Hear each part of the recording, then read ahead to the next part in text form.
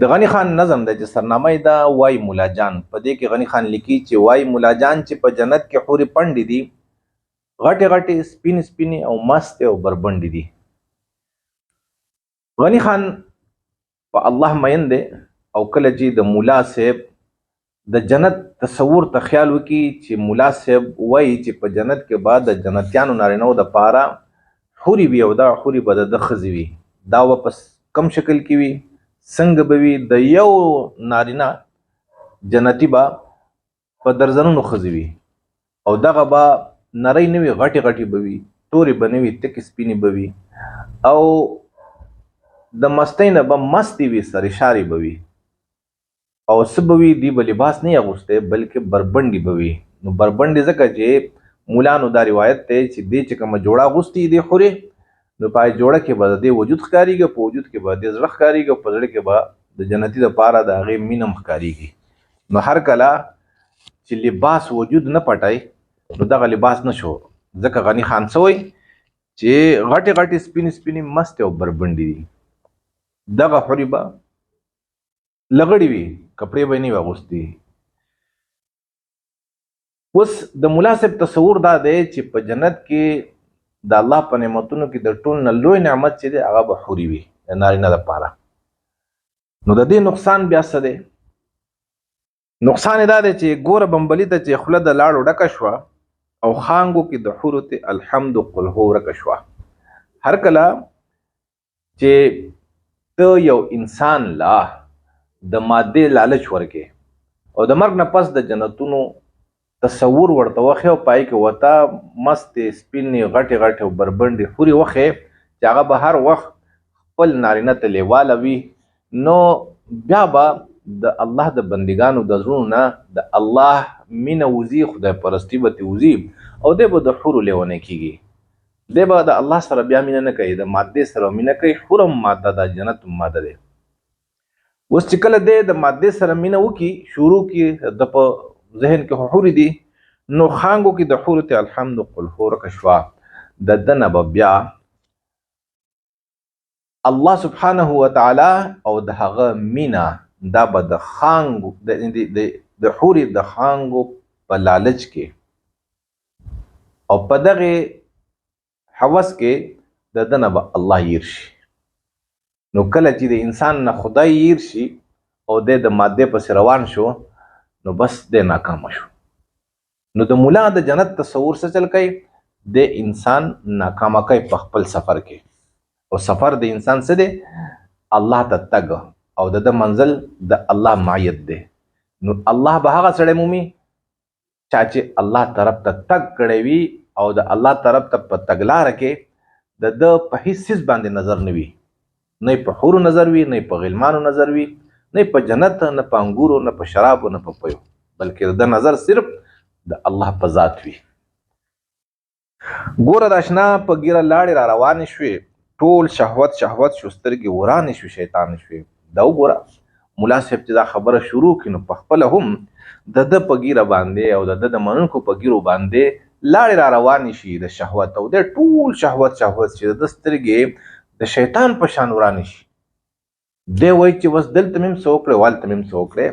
نو دی کو جنت ته تک کول غواړي او د جنت حاصلول غواړي، نو د الله د لیدلو په غرض نه، د الله د موندلو په غرض نه، بلکې د خپلو د خواهشاتو د اور سړولو په نیت او په اراده باندې د ژوند تک شروع کړي. او بیا په ژوند کې هم د ده نه دغه کارونه کېږي او د مرګ نه پس خو هغه ګرانه ده چې الله یې ځان ته پرېږدي. نو دا نقصان دی چېرې ګوره د اشنا په ګیره لاړې را روانې شوې، ټول شهوت شهوت شو، سترګې ورانې شو، شیطانې شوې. کله چې د حورو ذکر کوي، نو په خپله هم ذکر کوي، نور خلق او شاګردان هم اوري، منونکي هم اوري. چې اوري نو دې شهوت راوچتېږي او ګیره د لاړو نه ډکه شي، نو دغه زور بیا د مرګ نه پس خدای نشي وکړلی. اوس پې ځواني ده، نو د مرګ نه مخکې په ژوندانۍ وباسي. نو دی کو جومات وي، کو مدرسه وي، کو مورچه وي، کو مرکز وي، کو خانقاه وي، نو دی بیا ستل کوي د دنیا چې کومې حورې غلمان دنه ګیر چاپیره ګرځي چېرې دا یو مذهبي پیشوا دی نو دی د هغو نه دغه تاو وباسي. مقصد دا دی چې د جنت دغه تصور د مولا چې موږ ته وړاندې کوي دا په انسانیت کې شهوت پرستی خوروي او الله سبحانه وتعالی هغه انسان خوښوي چې هغه شهوت پرست نه وي، هغه خدای پرست وي. دا وجود د خاورې دی نه پای جنتونو کې، دا د خاورو ګل مسوي د خاورو په ګلونو کې. انسان د دوه سیزونو نه جوړ دی، یو روح دی او بل وجود دی، جسم دی. دا جسم اصلي انسان نه دی، اصلي انسان زما روح دی او دا وجود چې تاسو ته ښکاري نو دا زما د اصلي انسان یعنی د روح هغه ګاډی دی. نو روح چې کله مرګ راشي روح لاړ شي خپلې دنیا ته، ګاډی په سړک باندې پاتې شي، د سړک خلق راشي او د سړک نه اپله کې د کچې ډیران تیرتاو کی څه چل وشي قبر کې کیدي. نو دا وجود د خاورې دی نه پای جنتونو کې. غنی خان د مناسب تصور سموي او درستګي کوي چې اے سیباله ته چې کوم تصور او ته چې کوم خواهشات ور راغسته په سر باندې نو دا خو د جسم ضرورت دی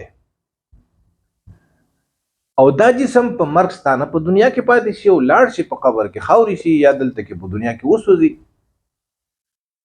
دا د خاورو ګل مسوي د خاورو په ګلونو کې دی کو دلته مستی کوي نو دا د خاورو یو ګل دی، د خاورو یو بوټی دی، په دې دنیا کې د مستی کوي. د مرګ نه پس د بیا مستی نشته دی. او چې خاوره بشي خاورې یو احساس او یاد به پاتې شي، ساس سرود به لاړ شي خوشه تشه باد به پاتې شي. خاوره بشي خاوره یو احساس او یاد به پاتې شي. دا وجود خاورې دی، دی به په مرګ باندې یعنی روح چې تلاړ شي دا خو بیکاره شو نو دی به خاوري شي، دته به یو احساس پاتې شي یو یاد به پاتې شي چې فلانه و. او ساز سرور به لاړ شي خوشه تشه باد به پاتې شي. ساز او سرور، ساز څه دی؟ روح دی. سرور څه دی؟ د تګلاره ده، د تګ دی الله طرف ته، د غورځنګ دی. نو دا اصلي انسان چې دی غنی خان وایي دی به لاړ شي خوشه تشه باد به پاتې شي. دا وجود خو خوشه تشه باد دی دا به پاتې شي. زما عزتمندو دلته کې غنی خان موږ ته یو خبره کوي او کېدای شي زما د خبرې سره علما حضرات اختلاف هم وکړي، دا اختلافي خبره ده، زم اختلاف کوم، کېدای شي په تاسو کې زما سره څوک اختلاف وکړي. خو دلته کې غنی خان موږ ته یو خبره وړاندې کړه چې د عقل سره او د حقایقو سره بالکل سمون خوري. چېرې دا وجود د خاورې دی نه پای جنتونو کې، دا د خاورې ګل مسوي د خاورې په ګلونو کې. خاوره بشي خاوره یو احساس او یاد به پاتې شي، ساز سرور به لاړ شي خوشه تشه باد به پاتې شي. علما حضرات چې موږ ته کوم تصور د حورو راکوي چې په جنت کې به حورې وي او هلته کې به د حورو سره هم دغه رنګې سلوک کېږي څنګه چې دلته کې نارینه د زنانه سره کوي. نو دا وجود چې دی په دې دنیا کې کله چې وجود روغ وي، روح په ده کې وي، نو دا انسان دلته کې خوراک څښاک کوي، انسان په دنیا کې خوب او آرام کوي، انسان په دنیا کې کویدنه او واده کوي یعنی مباشرت کوي. دا مباشرت، دا خوراک څښاک، دا آرام او راحت دا د چا ضرورت دی؟ آیا دا روح غواړي که نه دا د جسم تقاضې دي؟ زما عزتمندو دا ټولې تقاضې په دنیا کې موږ کوو نو موږ هم یو حیوانان یو که نه، انسان هم یو حیوان دی، خو ته حیوان ناطق وایي، د روح په وجه دته حیوان ناطق وایي. نو د یو حیوان په حیثیت باندې دته د خوراک څښاک، دته د کویدنې د واده، دته د آرام او د خوب ضرورت دی. نو دا ضرورتونه او تقاضې د روح نه دي، دا د جسم دي. اوس چې کله مرګ راشي نو جسم پاتې شو په دنیا کې، روح اردو کې ورته سواری وایي، جسم سواری ده، سورلی به ورته موږ پښتو کې وایو، او روح چې دی سوار دی. نو دا روح چې د سوار د خو د سورلې نه پاسې دو لاړو چې کله لاړو سورلی پاتې شو دلته په دنیا کې نو د سورلې تقاضې هغه بس پاتې نشوي کنه چې روح وسته چې کله د تقاضې پاتې نشوي نو چرته هم دانش کېدلې چې د یو سوار او د سورلې تقاضې یو شان وي کو اس ته وخت خر ده خچر ده یا کو جاز ده هلیکاپټر ده د اوبو جاز ده او کو گاډه ده کو ټرین ده دا زمونږ سورلې دي او مونږ سوار یو نو زمونږ او د دې تقاضې جدا جدا دي نو د روح تقاضې خوراک ساک نه دي روح په دنیا کې هم خوراک ساک نه کوي د په دنیا کې هم واده کویدنه او آرام او خوب نه کوي د مرګ نه پس چې کله د خپل دنیا ته لاړ شي نو الته کې هډو ضرورت نشته نو دا وجود د سره نزي دا روح په اصلي شکل کې لاړ شي او دا روح راغلی د فرشتو د جنس نه دی فرشتي کې چې دی په فرشتو کې نه زنانه شته دی او نه نارینه شته دی هغه کودنه ودونه خوراک ساک او آرام نه کوي دا او ضرورت او تقاضا څه ده الله ته قرب حاصلول د الله ته نږدې کېدلو نو د انساني روح هم دقه تقاضا ده د دوم دقه ضرورت دی چې زه د الله ته نږدې شوې د روح تقاضا د الله مندل دي او الله ته نږدې کېدل دي د جسم تقاضې خوراک څښاک دی ځکه چې دا ګاډی دی نو ګاډی چې به ټیرونه بالکل نوي او انجن نوی ګاډی خو لکه باډیم ښه برابر وي په تیلو په آیلو په هر څه پوره وي نو دی سفر ښه کوي دا جسم د پیدا کېدو نه واله د مرګه پورې دی سفر کوي دا روح وړي د ځان سره نو کله چې دی د ضرورتونه پوره کېږي نو دی به روح د مرګه پورې اوسې کو نه پوره کېږي نو دی نشي کولی دا سفر نشي کولی الله طرف ته نو دا ضرورتونه چې دي د ودونو کویدونو دا د روح نه دي دا د جسم دي او چې کله روح لاړو خپل عالم ارواح ته د فرشتو کلی ته لاړو د فرشتو خار ته لاړو نو کوم چې د فرشتو سفر دی هغه سفر به روح هم شروع کی نو الته کې داسې ضرور نشته اوس دا روح د موږ ته چې دا قرآن کې د حورو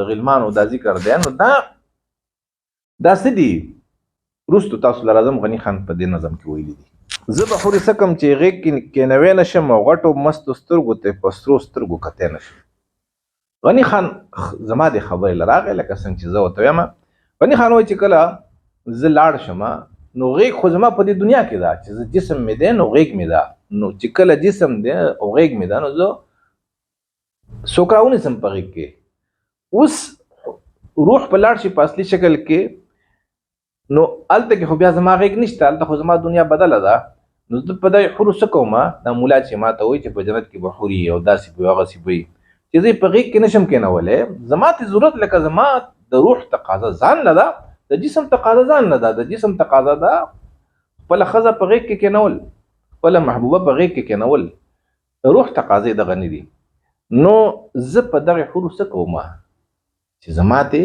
مقصد نه پوره کېږي غني خان وایي او غټو مستو سترګو ته په سرو سترګو کتی نشم د هغې کو دا غټې او مستې سترګې دي نو زه خو ته په سرو سترګو نشم کتی که چې هلته کې هم زما الله طرف ته د قرب یو سفر جاري وي نو هلته کې بیا دا جسم نشته دی او چې جسم نشته دی نو د جسم تقاضې نشته دی او دا وجود کو بیا شي جوړ شهوت حوري شراب وي مس مس هلکان چې به هم ښکلي هم خراب وي اوس کو د مولا صاحب د تصور له مونږ راشو چیرې دا وجود بوته بیا د روح ته غوندی نو دا وجود صرف د دې دنیا لپاره دی غنی خان وایي او دا وجود کو بیا شي جوړ شهوت حوري شراب وي کو چیرې دا وجود د روح ته واغوستول شو او هلته کې شهوتونه حوري او شراب وي نو څه به بیا مس مس هلکان چې به هم ښکلي هم خراب وي نو زحور سره بیا مس مس هلکانو ملته کې دي د غلمانو ذکر شته دی نو هغه به ښکلي به هم وي او خراب به هم وي هغه هلکان دي حوري دي چې حوري د نارینه دپاره دي نو غلمان بیا د چا دپاره دي چې حوري مستې دي غټې دي سپینې دي او دا د خپل جنتی نارینه ته لیواله دي، نو د جنت ته به یو نارینه ځي، زنانه خو به ورته هم ځي که نه، چې زنانه ورته ځي نو هلته بیا غلمان هم دي، غلمان به هم د حورو نه زیات ښایسته وي، چې د حورو نه زیات ښایسته دي نو د حورو نه به زیات مست هم وي، نو هغوی چې مست شي نو څه به غواړي؟ زنانه به غواړي که نه. د دې جنتي مور، د دې جنتي خور، د دې جنتي لور، د دې جنتي ښځه چې لاړه شي، یوازې خو به دې جنت ته نه ځي، الله خو یوازې نارینه نه دی، الله خو د زنانه هم الله دی. نو دا بیا په څه چل کېږي؟ بیا په جنت کې الله سبحانه وتعالی هلته کې دغه کوي، انصاف قایموي. نو که چېرې دا وجود لاړو چې دا د شهوت نه ډک وجود دی او په جنت کې هم دغه شهوتونه شي، نو بیا هلته هلکان هم شته، غلمان هم شته دی. نو دغه هلکان به بیا څه چل کوي؟ ګوره ملاګۍ ته دي چې لسې درله ګیره کي او ته به ورته ګورې او هغه به یې درله تېره کي. نو ای ملا صاحبو، ته خو ملا یې، ملاګۍ هم شته دی که نه؟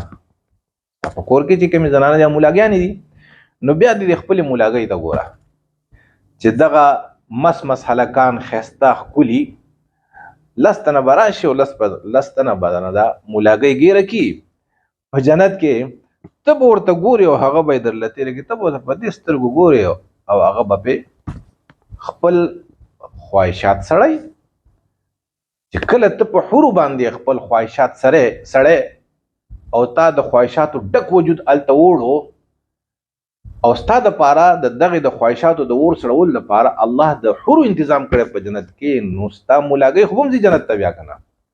نو ملاګۍ چې ځي نو هغې هم بیا د خواهشاتو نه ډک وجود د ځان سره وړو که نه، هغه به هم د خپلو خواهشاتو اور سړی که نه سړی. نو چې کله هغه د خپلو خواهشاتو اور سړی نو ته به یې په حورو سړی، هغه به بیا په چا سړی؟ هغه به یې خامخا په دغه غلمانو سړی که نه. نو غني خان ورته هم دغه خبره کوي چې ګوره ملاګۍ ته دي چې لسې درله ګیره کي او ته به ورته ګورې او هغه به یې درله تېره کي. ځه ستا د مخې بیا دا چل کېږي. که چېرې ستا د تصور دا موږ ومنو چې ها په جنت کې هم دغه چلي. او لونه دې راونیسي لا مور درله په مخه کې، ټوله خلخانه به درله ګرمه کي او یخه کي. خو څنګه چې حورې مستې دي او لیواله یې، نو دغه شان هغه هلکان به هم د جنت غلمان هغه هم مست او لیوال به یې زنانو ته، حورې نارینهو ته لیواله، نو دا غلمان به زنانو ته لیواله یې که نه. نو ستا په دې زنانو کې بیا څوک دي چې لونه دې هم راونیسي او مور درله هم په مخه کې، کوم مست هلکان دي هغوی نه بیا څوک ځان ساتلی شي. دا ټوله خیلخانه به درله ګرمه کي او یخه کي، ستا چې څومره خیلخانه ده نو هغه به درله یخی او تودی. څه چل کوي بیا؟ نو ته چې د جنت تصور وړاندې کې داسې وړاندې کا چې زنانه تم قابل قبولی. دا د حورو دا تصور زنانه بالکل نه مني او هغه کوئی نه مني، په حق دي. اوس ته په دې باندې دوکه کوي چې نه ته به د جنت د حورو سردار یې. نو دلته په دنیا کې کوئی یو نارینه دی خاوند دی او ښځې ته ووایي چې زه لکه 100 ښځې نورې کومه، ته به د ټولو مشره یې، نو هغه به یې ومني. دا زنانه خو هلته هم دغه فطرت اوسي، دا روح فطرت دی که نه، نو فطرت دغه اوسي. نو څنګه به دا د خبرې تیارېږي چې ستا خو دې په درځنونو حورې او د هغې یو هم نه وي، د هغې صرف په تا باندې ګزاروي. نو په دې باندې که چېرې ستا د تصور څوک ومني، نو بیا به په جنت کې چې دی یوازې ستا خواهشات د سړولو انتظام نه وي، بلکې ستا د مور، ستا د لونو، ستا د خویندو، ستا د ښځې به هم دغه حال وي او دغه چلونه به کېږي لکه څنګه چې دلته روان دي دا خبرې. دغه که جنت وي ملا رب دې ورله بوزه زر او دغه دلتوب نه زما زر زله دی خوښ سقر. ملا صاحب تغني خان وایي چې ای ملا صاحب کو دا جنت ستا دغه وي که نه، تا دې ول الله زر تر زره بوزي، د دې نه زما په زر زله دوزخ خوښ دی، زه دوزخ ته لاړ شم، دغه جنت ته نه ځمه. که چې دغه خو ټول د خواهشاتو لکه دا خو کلب دی، نایټ کلب دی او دا خو یو چکله ده، نو چې ته ول دغه چرون لځې خامخا زه انسان یم او د نارینه مور هم وي، نیای هم وي، خویندې او ښځې او لوڼې هم وي، هغې سره هم بیا دا چل کېږي که نه. نو غنی خان دغه جنت وای چې دغه مینه د خوخ او دا جنت د خوخ کې دی هم نشي. دا یوازې نه چې د غنی خان نه د خوخ، دا د هر خدای پرست نه د خوخ، او دا د ټولو زنانو خوخ نه دی. دا کو خوخ دی نو دا د مولا خوخ دی. او د مولا ولې خوخ دی؟ ځکه خوخ دی چې مولا ټول شهوت د ماده پرست دی، د شهوت پرست دی، د باندې خواهشات غالب شوي دي. نو هغه یو سړی وګیو چاته تاسو کو چې دوا او دوا سوشي، نو هغه ورته وسلور ډوډۍ، دوا سوشي وسلور ډوډۍ. نو مولا صاحب په د باندې خواهشات غالب دي، نو دنه کو تاسو کې جنت څه شه ده؟ نو بس د حورو غوبل د لپاره جوړ کی. یا خو وجود نه لري، یو مس او رنگین خوب دی، حور او غلمان د مینې خیش او لیونتوب دی. اوس غنی خان ورته وایي چې ګوره دا ته چې سوی دا وجود نه لري، دا یو مس او رنگین خوب دی، دا مست او رنگین ارمان دی د الله سبحانه و تعالی په کامله توګه د لیدلو. لکه دا روح تګی دی د خدای، هر روح تګی دی د الله د لیدلو، د الله د موندلو. څنګه چې ماشوم د مور ورک شي، نو د مور ارمانی چې مور مې ولیدلې، نو دغه رنګي دا روح د الله نه راورک شوی دی چې ما الله ولیدلې او مې موندلې. نو ته دخلت کې حوري سنډې. نو یا خو وجود نه لري، یو مس او رنگین خوب دی، دا حوري دا وجود نه لري، دا د چې کوم تصور لاندې کوي دغه وجود نه دی، دا حقیقت نه دی. دا څه دی؟ دا یو مست او رنگین یو خسته ښکلی ارمان دی د الله سره د ملاقات کولو. حور او غلمان د مینې خیش او لیونتوب دی. دا حوري شوې دا غلمان چې الله سبحانه و تعالی په جنت په قرآن کې او په کتابونو کې او په احادیثو کې ذکر شوی دی، نو دا د مینې خایس او لیونتوب دی. دا څه دي؟ دا د الله سبحانه و تعالی خبرې لرالمه چې دا د الله د طرف نه په دې روح باندې او په جنتیانو باندې خپل تجلی راوړل دي. الله به خپل تجلی راوړي وخت په وخت باندې، او دغه تجلو چونکه الله په کامله توګه باندې همیشه د پاره څوک نشي لیدلی، همیشه د پاره الله دومره لوی دی. نو څه چل بکای الله به د خپل نور او د خپل لکه د خپل کرم او د خپل مینې هغه تجلی په موږ راوړي، او هغه به دومره د جنتی به دومره لطف اندوز کیږي او دومره خوندونه به تاخلي لکه سرنګي چې یو نارینه د خپل ښځې سره په وړاندې په ملاو شي، دومره مزه وي. نو دا قرآن کې چې راغلي دي د حورو خبرې، د غلمانو خبرې، نو دا د څه دي؟ لکه کتابونو کې کنه، قرآن په کتابونو کې، نو دا متشابهات دي، تشبیه الله ورکوي. نور سوال نه پیدا کیږي چې روح ته دا وجود واغستول شي، او یا دغه شان یو د خواهشاتو یو ډک وجود ته بیا واغستول شي. دا څه کېدای نه شي، ځکه چې دی به هلته کې الله ته یکسوي، بالکل حنیفه به وي، دی به بالکل الله طرف ته متوجه وي. ځکه چې د خوراک څنګه چې د فرشتو خوراک څښاک او آرام نشته دی او واده کول نشته دی، د هغو ضرورت څه دی، د هغو خوراک څه دی؟ د الله تجلی لیدل او الله ته نږدې کېدل. نو دغه رنګې به په جنت کې د جنتیانو زمونږ هم دغه حال وي، او د الله چې کوم دیدن او دیدار په موږ به راورېږي، د هغې نه به د دې نه هم زیات لطف اندوز کېږو. نو غني خان وایي چې دا تجلی دی، دا حوري نه دي، د حقیقت کې دا ښځې نه دي د جنتیانو.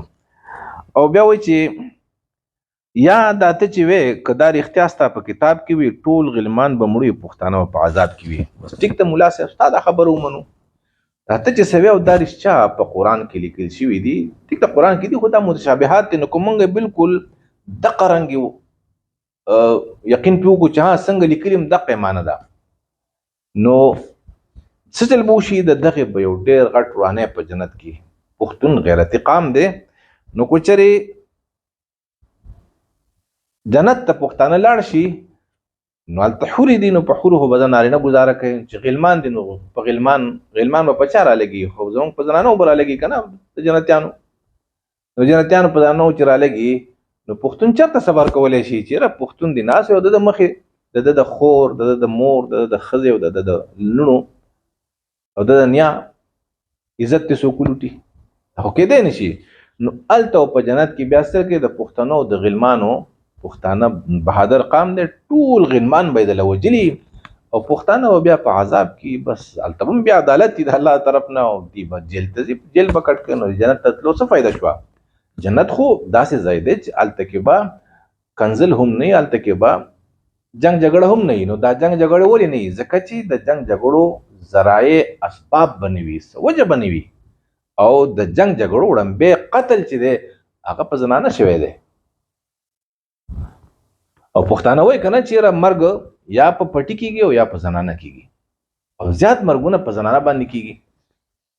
نو دا به بیا هلته کې ستلي حالات به خراب شي.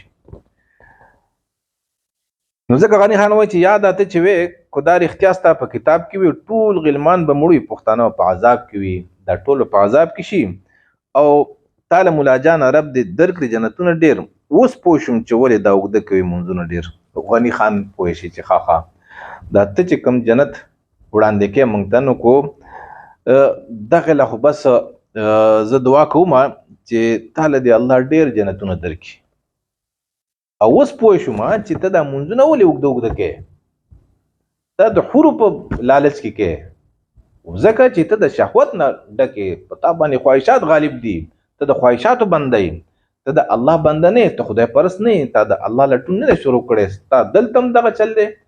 او د جنت نعمتونو ته هم د خپل خواهشاتو په تناظر کې ګوري. لکه ما چې تاسو ته وی کنه چې د وګي نه تاسو وکړي چې را دوا سو چې نه هوګي شوی دی بل خامہ جواب درکې سلو ډوړي. نو د جنت نعمتونو ته د دنیا د تقاضو په تناظر کې قتل دا غلطه خبره ده. دغه سي جنت نه دی. زبا سور دوزخ خپل غیرت او غرور یوسما ځان سره بخپل حیا خش او سرور یوسما. غنی خان دی پښتون په حیث باندې وای چې جنت ته کنه جنت مقابله کې بیا دوزخ ته، چې په جنت کې دغه چلونه یې څوک وته زی څوک لیونه دا سوچته دی چې هغه خپل خزه خپل لور خپل چې انګور یا خپل مور دا روانه کې او د بادشاہ محل ته بوزي او د بادشاہ سپایانو ته وځي تاسو سره داسې چلونه وکړي، داسې کېدای شي. نو غني خان وایي چې زه به څه چل کوم د جنت چې دغه شو نو دغه جنت ته خو څوک نه دی، زه به ته دوزخ ته لاړ شم. نو زه به سور دوزخ ته تک سور دوزخ ته بخپل غیرت او خپل تکبر غرور چې دی چې دا غرور زه نه ماتوم، زه پښتون یم، زه په خپل عزت باندې سودا نه کوم او نه شم کولی، دا به زه دوزخ ته وشم. لکه جنت کې خو زما گزاره به نه کېږي، مال ته کې استوګ نه ناممکنه ده. وای ناممکنه ده چې زما مور خور ښځې او لور ته تحفظ حاصل نه دی د چانه د غلمانو نه، نو بیا به دوزخ ته ځم. او ځان سره بخپل حیا خش او سرور سم زما سره چې کوم حیا د خپل خایس د الله لټول هغه ته خایس وای د الله لټون او دغه چې کوم خوشحالي ماته په دغه لټون الله راکړي دا به ټول ځان سره دوزخ ته وسمه. الته بس چل کیږي اور وی که عذابی تیروم به لکه خان په دغه دوزخ کې کور وی او که عذاب وی زبې لکه د خان په شان تیروم چغې سورې بنوم مینتونه بنه کوم چې را ټیک ته بس ارسه می قبول له خو دې نه می وباسه نه نه نه نه زب هر څه عذاب چې کو سوځي می او کارسي د خان په شان به تیروم د نر خان په شان. او مولا صاحب ته غنی خان په اخر کې وای چې ته همسا په لاس چړه د خزن غلمان مستاس سره به همسای په لاس کې او په جنت کې کېنه او د خپل خزن غلمان چړه. نو چې د خزن سو غلمان چړي دینه غوړه ده نه چې جهنم ته دی لاړ شي. زما عزت مندو وس پتا سو وای چې را زه هم د جنت د حور د دغه تصور مخالفت کوم، حقیقت کې زما هم مخالفت ته دغه د مولانو دغه تصور سره، ځکه چې دغه تصور غلط دی. الله چې زما د پاره کوي دغه شان به زما د خور مور لور او خزې د پاره هم کوي، ځکه چې الله یوازې زما الله نه دی، دا غیله هم بیا انصاف سره کوي. اوس په قران کې دې ذکر ولې راغلی؟ دا قران کې چې راغلی دا ذکر دې ته متشابهات وای، متشابهات تاسو ته په دې اخر کې هم لکه څنګه چې الله سبحانه وتعالى د خپل لوی ثابتولو او انسان ته د هغې د سمج ورکولو چې د انسان زما لوی څه ورته وایي اومني او دې پوه شي چې څومره لوی یم، نو الله فرمایي وسع کرسیه السماوات والارض، د الله کرسی چې ده هغه د اسمانونو او د ځمکو نه هم ډېره لویه ده. نو اوس کو چېرې موږ د آیت په دغه طرز کې والو، په دغه شکل کې چې څنګه نازل شوی دی چې د الله کرسی د اسمانونو او ځمکو نه لویه ده، نو معلومه دا شوه چې الله تعالی په کرسی ناست دی. چې کله په کرسی ناست دی نو دی د کرسی د ناستې محتاج شو، چې کله دی محتاج شو دی بیا خدای نشي کېدی، دا خدای نه دی. که چې الله احتیاج او حاجت دا عیب دی او الله د هر عیب نه پاک دی، نو چې دی د کرسی د ناستې محتاج شو خدای کېدی نشي. چې خدای کېدی نشي نو څنګه موږ بیا لټون وکړو؟ موږ خو د یو داسې ذات لټون کول غواړو چې هغه د هیڅ شي محتاج نه وي. نو دا آیت ترجمه خو دغسې ده، خو د دې مقصد څه ده؟ متشابهات دي. الله ته پته ده چې زما دا بنده په دې دنیا کې اوسي د خو څه لیدلي نه دي. نو زه دومره لوی یم که فرض کا زما، یعنې زه دومره لوی یم چې که فرض کا زه په کرسی کښېنم او زما دپاره یو کرسی سازه کړی شي، نو هغه کرسی به د اسمانونو د ځمکو نه هم ډېره لویه وي. دې کې د الله سبحانه وتعالی هغه لوی موږ ته ثابته شو چې الله بې حسابه لوی دی او الله په کرسی د ناستې محتاج نه دی. نو دا متشابهات آیتونه دي زما عزتمندو. کو چېرې په قرآن کې هم داسې آیتونه شته د حور متعلق، حور مقصورات فی القیام، بیا د حورو خبرې دي. نو دا د الله د طرف نه په جنتیانو تجلی به راورېږي او دغه تجلی به د انسان له الله دې پکې موږ هم شامل کړي. دومره خوندونه مزې به ورکوي لکه څرنګې چې یو ماشوم، یو زلمی چې دی، یو پیغله زلمی دی واده وکړي، په وړومبۍ شپه باندې دی د یو بل نه لطف اندوز کېږي.